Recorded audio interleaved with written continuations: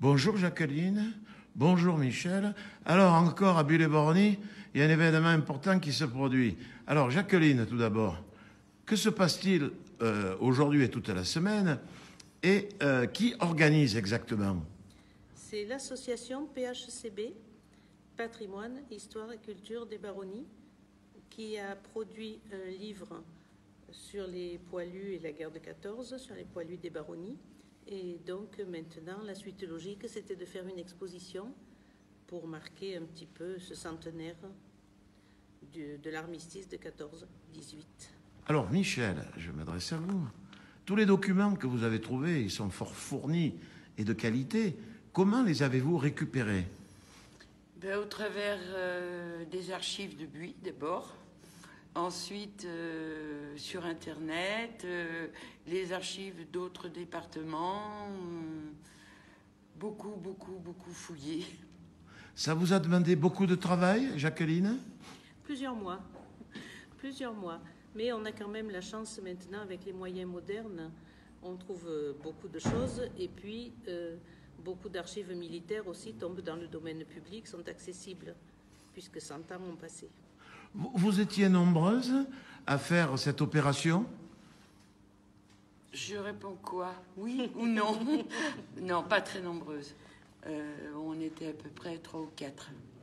Est-ce qu'il y a des anecdotes particulières, quelque chose d'amusant qu'on ne connaîtrait pas sur la guerre de 14-18 et qui concerne peut-être des Buxois? Est-ce que ça vous vient à l'idée d'un coup, là? Je vous donne...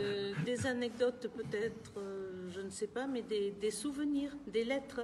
Par exemple, Monsieur Faro, Casimir Faro... dont le papa était boulanger à Bulle-et-Borny. Dont le fils... Le fils était boulanger à Bulle-et-Borny.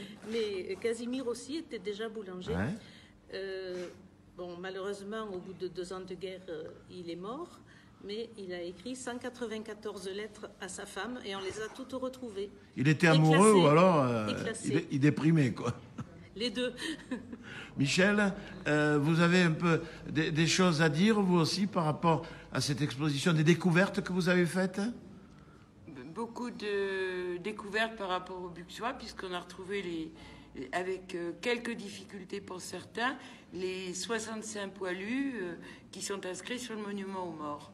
Est-ce que les femmes, bien sûr, n'étaient pas au front, mais est-ce qu'elles ont joué un rôle important pendant cette période? Je crois bien. Elles ont fait vivre la France. Elles ont pris le travail des hommes, elles ont pris l'éducation des enfants, elles ont tout pris en main, elles ont remplacé les hommes partout où c'était nécessaire. Certaines ont été travaillées dans les usines de munitions. Bon, pas tellement des Buxoises, c'était plutôt en ville, mais elles ont fait tout ce qu'il fallait faire pour que le pays continue à vivre. Alors on le voit bien sûr sur le fronton du monument aux morts, il y a eu énormément de décès. Est-ce qu'on connaît un peu le nombre de personnes qui sont revenues de cette grande guerre? Je parle de Bulle-et-Baronnie, bien sûr. Hein. Non, c'est très difficile. Je crois qu'il y a eu une centaine de personnes qui sont décédées à peu près. 65 sont sur le monument aux morts. Enfin, 65 sont inscrites sur le monument aux morts. Oui, mais c'est peut-être pas toujours exact. Hein. Est-ce qu'on peut ajouter quelque chose par rapport à ce qu'on vient de dire? Ou on a fait un peu le tour de toute votre... Je crois qu'on a fait le tour. Et puis, si on n'a pas fait le tour, il y a le livre qui vous expliquera. Voilà. Alors justement, parlez-nous un petit peu de ce livre. On a retracé... on est d'abord parti sur l'idée de retrouver les 65 poilus du monument aux morts. Et puis... on a trouvé aussi que c'était intéressant, parce que les familles n'étaient pas toujours au courant, de savoir, enfin tout du moins les familles, les petits-enfants qui pourraient lire ce livre maintenant, de ce que pourraient avoir leurs grands-parents, leurs grands-pères, le barda, les médailles, tout ce qu'ils ont vécu de très difficile, au travers un petit peu des batailles dont on connaît le nom, mais bien souvent on n'en sait pas beaucoup plus. Comment on peut faire pour se le procurer, Jacqueline, ce livre? Il est en vente ici, dans l'entrée, toute la semaine, et puis à la librairie, la boîte à bulles, dans la Grande Rue, à Bulle-et-Baronnie. Ça vous a pris du temps de faire ce livre? 1 an. Ah ben, dites donc. Écoutez, merci et bravo pour tout ce que vous faites pour le devoir de mémoire et surtout en espérant que le passé eh bien, nous serve de leçon et que l'avenir soit plus rose que le passé. Merci en tout cas à toutes les deux.